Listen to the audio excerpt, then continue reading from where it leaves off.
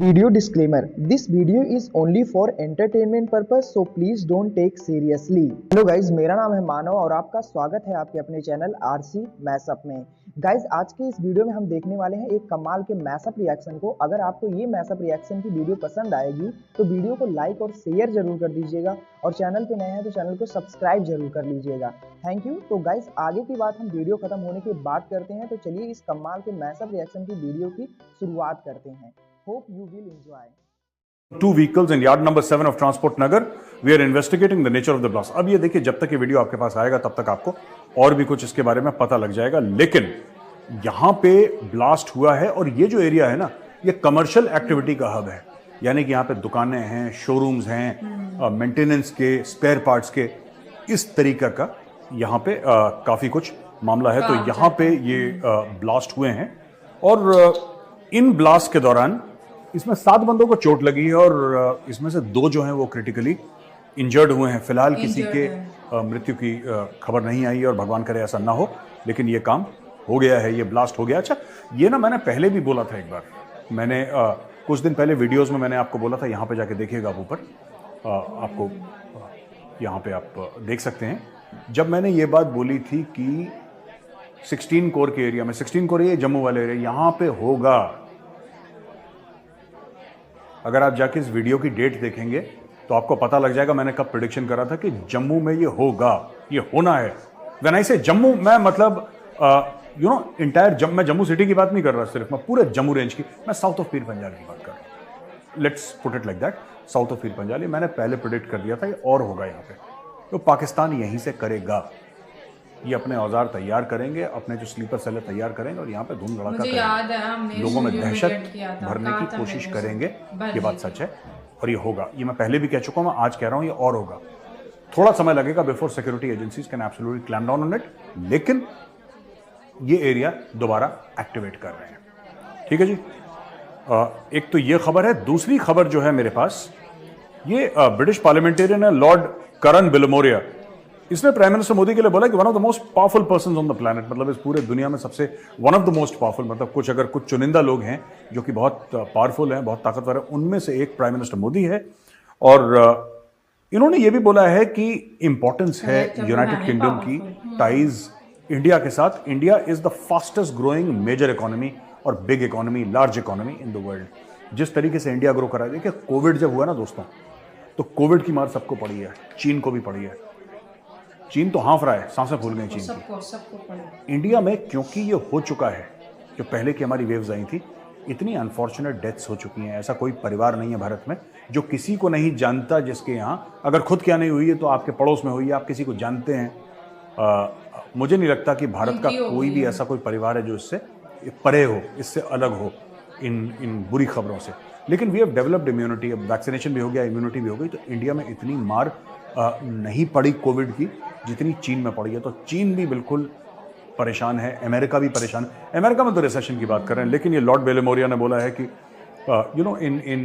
In this world अगर कोई एक रोशनी की किरण आ रही है तो भारत की तरफ से आ रही है। और ये ना कई लोग, ये वर्ल्ड बैंक भी बोल चुका है, IMF भी बोल चुका है, कई लोग ये बात बोल चुके हैं कि हमें बड़ी उम्मीद है भारत से। डेवोस में भी यही बात हुई थी, वर्ल्ड इकोनॉमिक फोरम में, यहाँ पे भी बड़े बड़े लीडर्स ने यही बात बोली थी कि यार अगर कोई स्टोरी है ना जिसको हम दिखा सकते हैं दुनिया के सामने कि देखो यार, इतनी परेशान वक्त में भी अगर कोई देश जो चमक रहा है वो भारत चमक रहा है, तो ये अब एक एक्सेप्टेड स्टेटमेंट है, एक्सेप्टेड नैरेटिव है through out the world, with of course because India has actually performed very well. तीसरा है INS वगीर, एक और एक सबमरीन है, इसके बारे में बताया गया है और ये सबमरीन लॉन्च हो गई है। INS वगीर ये कलवारी क्लास सबमरीन है और latest technology of the Indian navy, silent submarine इसको कहा गया है। तो मैं पढ़ता हूं उन्होंने क्या बोला है। ये इनका ये कहना है कि this submarine is the latest technology of the Indian Navy. It is a silent submarine. It has good anti submarine weapons like the advanced version of mines. It has advanced version of combat and advanced version of sonar and radar system. Sonar आपको पता होगा, सोनार क्या होता है कि ध्वनि की जो किरणें होती हैं उनको, या फिर किरणों को ऐसे फेंका जाता है और जब वो रिफ्लेक्ट करके आती हैं। रेडार भी उसी फॉर्मूले पे चलता है कि जब आसमान में हवाई जहाज आता है कैसे पता लगता है, तो हम वो रेज ऐसे फेंकते हैं और जब वो वापस हिट करके आती हैं तो कंप्यूटर उसके टाइम से कैलकुलेट करता है कि वो कहाँ पे, उसका शेप क्या है। उसी प्रकार से समुद्र के अंदर भी होता है, तो उनकी बात कर रहे हैं ये। तो ये लेटेस्ट है और ये जाहिर सी बात है कि this will be a big boost to the Indian Navy. Pakistan ने, जैसे कि 1971 में पाकिस्तान ने भारतीय सेना के सामने, वायुसेना, नौसेना, सबके सामने हथियार अपने डाल दिए थे, सरेंडर कर दिया था, उसी प्रकार से पाकिस्तान अब आईएमएफ के सामने लमलेट हो गया, उसको दंडवत कर दिया। उसने बोला कि भाई साहब हमारे तन पे जो कपड़े ले लो, जो है ले लो। मैंने पिछले वीडियो में भी इसके बारे में आपको बताया था, मैं ज़रा विस्तार से, तफसील से आपको बताता हूँ।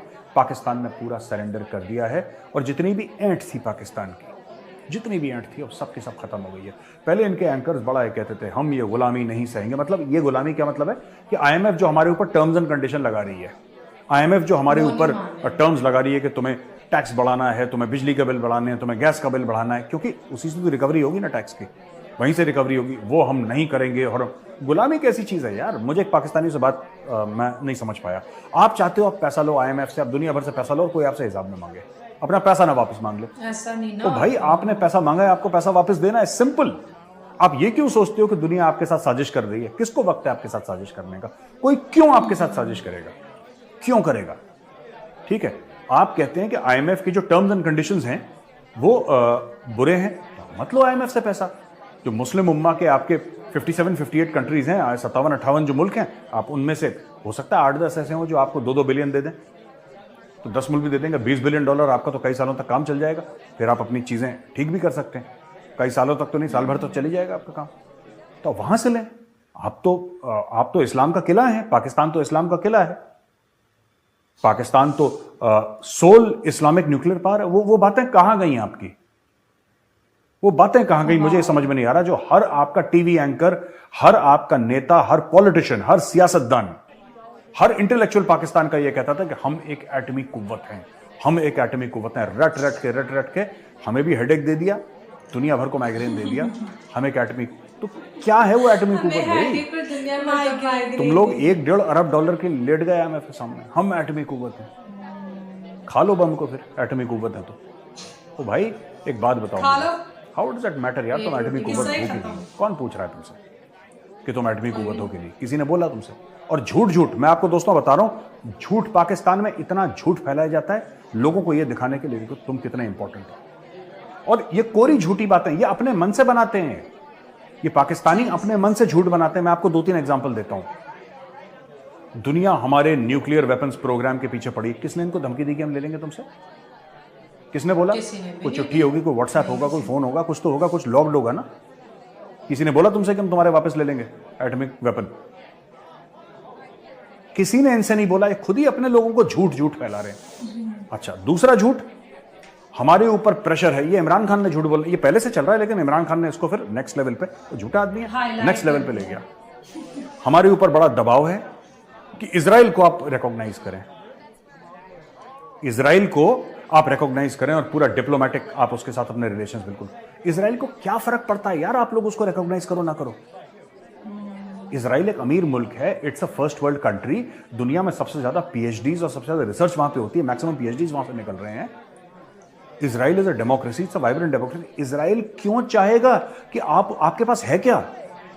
मुझे ये बात समझ, ये पाकिस्तानियों का ये जो एक कॉन्फिडेंस है ना, ये मुझे नहीं समझ में आता है, क्या फूंकते हैं जिससे इतना कॉन्फिडेंस आता है। इजराइल चाहता है कि हम उसको इजराइल कुछ नहीं चाहता आपसे यार। इजराइल कभी किसी इजराइल वाले से आपके नाम सुना कि उन्होंने पाकिस्तान का नाम लिया हो? यार उनके अपने मसले हैं। तुम लोग जिहाद का गाजर खा के उस घोड़े पे चढ़े हो, हाथ में तलवार लेके कि हम दुनिया पे फतेह करेंगे। फालतू की बातें, बच्चों की बातें हैं। बचपना कभी गया नहीं तुम लोगों का, 75 साल के हो गए। एक बात बताओ, इजराइल क्यों चाहेगा कि तुम उसको रिकॉग्नाइज करो या ना करो? तुम ऐसा क्या है जो दे सकते हो? कल रिकॉग्नाइज करेगा, तुम तो इजराइल से पैसे मांग लोगे यार। मुझे अभी तक ये समझ में नहीं। दूसरा झूठ, भारत हमें खा जाएगा। ये इन्होंने अपने लोगों को लाहौरी चूरन, इनकी रगों में दौड़ रहा है, लोगों का खून दौड़ता है, इनकी रगों में लाहौरी चूरन दौड़ रहा है, और इतनी तेजी से दौड़ता लाहौरी चूरन कि they believe all this nonsense. तो यही इनका पाकिस्तान का ये मामला है। ठीक है, अब आईएमएफ के साथ ये लोग लेट गए। इनका कहना है कि हम पूरा जो भी आईएमएफ बोलेगा हम वो करेंगे। जैसा आईएमएफ बोलेगा हम वैसा करेंगे। आईएमएफ की जितनी भी शराइतें हैं, जितनी भी कंडीशंस हैं, हम सबकी सब मानेंगे, ठीक है। अब इन्होंने एक ईमेल लिख दिया आईएमएफ को कि बॉस ज्यादा देर मत करो, अब हमने तुम्हारी बात मान ली, अब तुम अगले हफ्ते यहां पे आ जाओ और हमें पैसे दो। तुम्हें जिस कागज पे साइन करवाना है, अब ये देखना उल्टा सीधा साइन करेंगे ये लोग, क्योंकि प्रेशर में कर रहे हैं। जब इनके ऊपर प्रेशर नहीं था तब इन्होंने आईएमएफ को क्या बोला, मैं बता रहा हूं, टिपिकल लाहौरी चूरन, टिपिकल लाहौरी चूरन। जब इनके ऊपर प्रेशर नहीं था, इन लोगों वाला तो बादशाह सलामत है, कौन सा आईएमएफ है, निकालो निकालो, हमें बात नहीं करनी इनसे। दो दो टके के आईएमएफ के लोग, इनसे कौन बात करेगा, हटाओ। ये पाकिस्तानी एटीट्यूड था। अब पैसे खत्म हो गए, अचानक जो नाक हवा में थी ना, उस जमीन पर इनके तलवों के आसपास रगड़ रहे हैं वो नाक कि भाईजान आ जाओ प्लीज आ जाओ, प्लीज हमें पैसा दे दो। अब कह रहे हैं अगले ही हफ्ते आ जाओ फ्लाइट पकड़ के। वो लोग वहां से सरप्राइज ना, वो कह रहे हैं यार सबके मीटिंग्स होती हैं, कमिटमेंट्स होते हैं, ये कह रहे हैं अगले हफ्ते आ जाओ। अब ये 48 घंटे पहले चौधरी बन रहे थे पाकिस्तानी, अब ये रो रहे हैं। क्यों? वर्ल्ड बैंक ने इनको मना कर दिया पैसा, और सऊदी अरेबिया ने पब्लिकली स्नैप करा, पाकिस्तान को भी करा और इजिप्ट को भी करा। ये भी हमने पहले वाले वीडियो में हमने आपको बताया था। तो दोस्तों ये मैंने पहले भी कवर करा था कि जब डावोस में जो सऊदी अरब का जो एक बड़ा सीनियर मिनिस्टर था, I think he is also related to the royal family, उनका नाम नहीं याद आ रहा मुझे, उन्होंने ये बात बोली थी कि यार वो दिन चले गए, देखो वो दिन बीत गए जब आप लोग ना ऐसे चौधरी बन के हमसे बोलते रहे कि लाओ जी पैसे लाओ, और हम आपको पैसे देते 1-2 अरब ऐसे ही ले लो। अब ये नहीं होगा। हम अपने बंदों पे, अपने सिटीजन्स पे, सऊदी कह रहा है कि हम टैक्स लगा रहे हैं, और वो हमारे सिटीजन्स के टैक्स का पैसा है जो हम तुम लोगों को दे रहे हैं, और तुम अपने सिटीजन्स को टैक्स नहीं लगा रहे। तुम्हारे जो गरीब हैं या जो मिडिल क्लास हैं, जो नौकरी पेशा बंदा है जिसका तो टीडीएस ही कट जाता है ना, टैक्स डिडक्टेड सोर्स, उनका इनकम पहले से हो जाती है, वही तुम कलेक्ट कर रहे हो। जो तुम्हारे बड़े बड़े खानदान है वो तो 1 रुपया टैक्स नहीं देते, वो मजे मार रहे हैं। तो अब, और ये लोग आपस में बात भी करते हैं। ये पाकिस्तानियों को लगता है ना कि हमने आईएमएफ को एक झूठ बोला, फिर हमने वर्ल्ड बैंक को झूठ बोला, फिर अमेरिका को बोला, फिर सऊदी को बोला, हम तो इतने चंट हैं, देखो हमें कोई नहीं पकड़ पाएगा। ये पाकिस्तान का गेम प्लान, हम तो इतने चंट हैं भाई, हमें कोई नहीं पकड़ पाएगा। इनको ये नहीं पता कि सिर्फ तुम सुरते नहीं हो। ये लोग आपस में बात करते हैं। वो कह रहा हेलो हेलो माइकल, हाँ आया था क्या पाकिस्तानी, हाँ बहुत बड़ा कटोरा लेकर आया था, तेरे पास आ रहा है, तू देख लियो उसको। कह रहा हाँ जी ठीक है मैं देख लूंगा। ऐसे ही इनके बीच में टाइप होता है। समझ मेरी बात? सारे के सारे मुल्क आपस में बात करते हैं, सारे के सारे मुल्क। इनको पता है तुमने कहां से कितना पैसा लिया है।